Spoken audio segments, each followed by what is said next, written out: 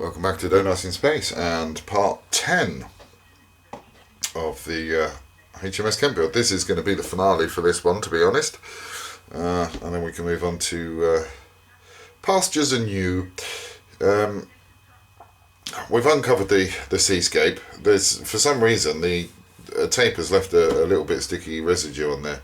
So I think what I'm going to have to do in one corner is just try a little bit of rubbing alcohol to see if that'll actually remove that. I'm not going to go in there full guns and do the whole thing until I know that it's going to be relatively safe to do so, because it's left the surface a little bit sticky in places.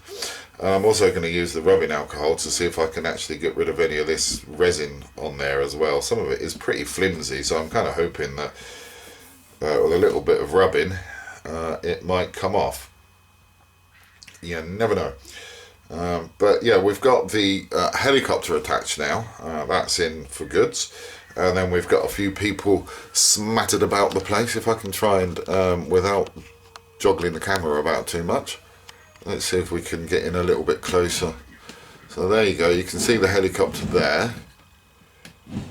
And you can see there's a couple of little people sitting there, or standing there, sorry. And then down around the sides you'll see a few other little figures. We've got one, where is he? Just there, just pondering, looking over the side of the ship, seeing what's going on. And then we've got a couple of people around the bridge area as well, and then some more down that side as well. So yeah, that's how she's looking.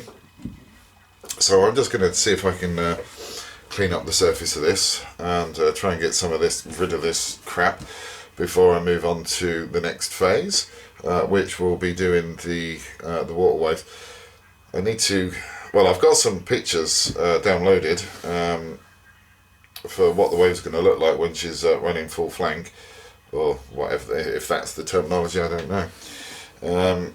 And I've certainly heard it being used, but I don't know whether that's the terminology for making the engine scream. So yeah, I'm just going to sort that bit out, and I will come back to you as soon as the rest of it's done. Well, we're completely finished now.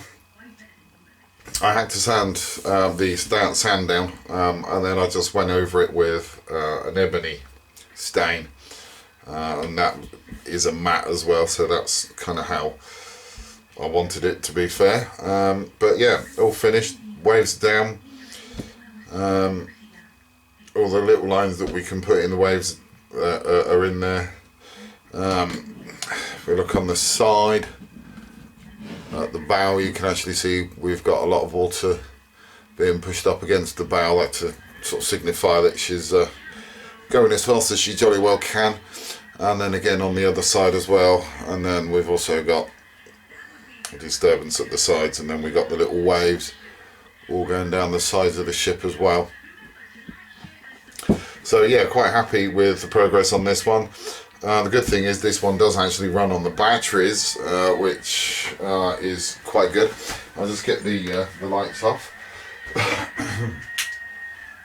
So that's the main lights gone. So we're just down to my little lamp. And if we just quickly get the lights turned on. Again, I'm using a three-way power switch on this. So we've got the bridge lights and the hangar bay lights in red to the left on the switch, and if we throw the switch to the right, we've got the bridge lights, and then we've also got the cool white lights in there as well. So if we just turn that off, you're not really going to be able to see much from that point of view, but if we turn this up a little bit, hopefully, if I can find the bridge somewhere. Where is it? I can't see it. Sorry, hold on, bear with me. I'm going to have to turn that light on, and I think we're going to have to show you this way. Yeah, they're on. The problem is the fact that they're so dim it's hard to see them. There you go. There we go. You can see them now. Yeah, they are really, really dim, which they're going to be because that's only the centre consoles, really. And then, hopefully, if we get that up... Sorry, I don't think you're going to get a better view than that, actually, to be fair. It's quite dim, but as I say, they need to be quite dim. Yeah, you can't even see the lights on in there. Are they still on? Yeah, they're still on. Let's see if we can drag it up to the... Oh, there you go. You can see it a little bit better if I drag that right up to the camera. Let's turn the light off again. There you go. And then...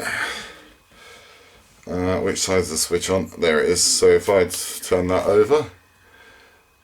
There you go. It switches to the white light for the daytime. And then, again... You've got the bridge lights there as well.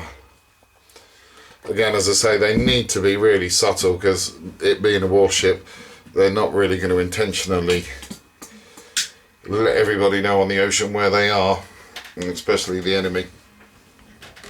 So let me just go and get the other lights on. There we go. Now we can really see what we're talking about. So yeah, that's the ship as it stands. That's built, done. The stand... or sorry, the case is done for it as well. Let me just turn those lights out. There we go. I've got the little switch just there as well, so it's pretty much well hidden, to be fair. And I've got two. I had to use two 9-volt batteries to get the lights working on this, and I think the reason why. Sorry, excuse me. I think the reason why that is because they're the rechargeable 9-volt batteries, and they don't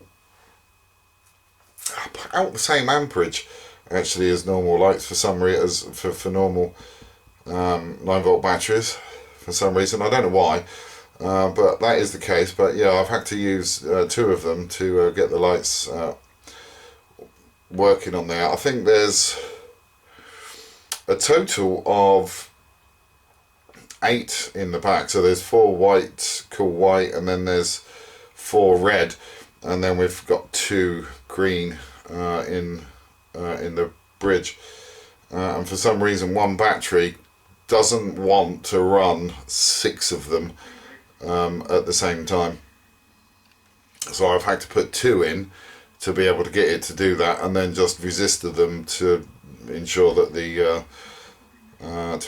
bulbs don't blow.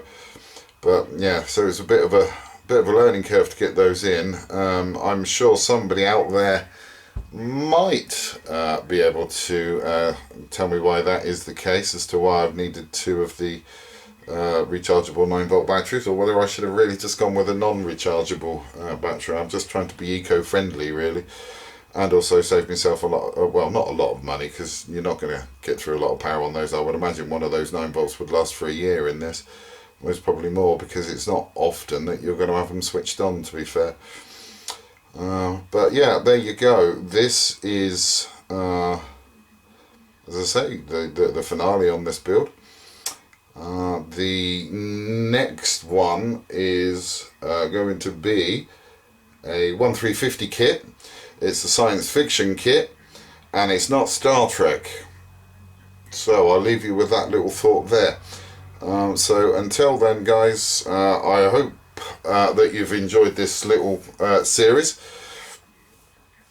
So until then, thanks for watching, and as always, please do take care.